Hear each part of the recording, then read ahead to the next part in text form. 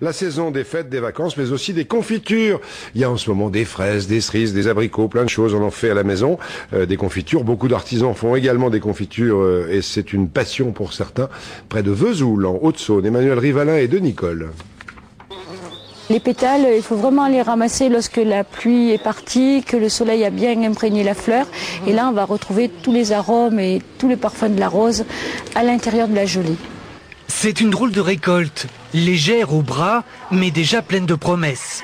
Pour ceux qui aiment les paniers bien remplis, mieux vaut alors se tourner vers les cerises. En juillet, tout est possible, ou presque, en matière de confiture. Ces cerises, cette variété, c'est la cœur de pigeon. Elle a une chair qui est très dure.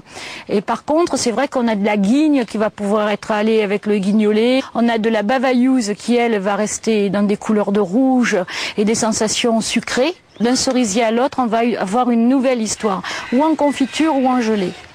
Josette Chouanel est confiturière. Elle pratique la vente directe.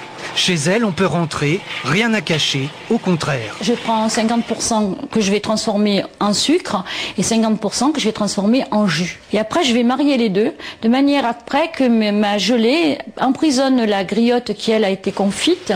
Griotte, quetch, abricot, tout finit ici dans une bassine en cuivre. Mais qu'en est-il des pétales de rose ? Là, on écrase les pétales de fleurs pour en retirer le sucre. Naturellement, elles ont reposé toute la nuit. Et là, on a le jus de la rose. Ensuite, il suffit de tendre l'oreille quand les bassines se mettent à danser. C'est un peu magique. Elles finissent par vibrer et c'est vrai que suivant le son, je sais où ma gelée en est.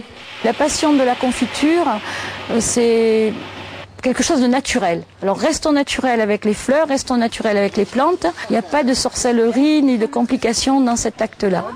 Viens voir Corentin, viens. Le mercredi, c'est souvent jour de goûter chez Josette. Les enfants du village sont conviés et avec eux, elle ne mégote pas.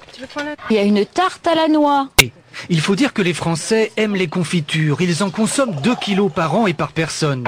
Un pot sur 5 serait encore produit à la maison ou par des artisans, comme Josette. Et en ce moment, on en fait beaucoup avec les bassines qui dansent.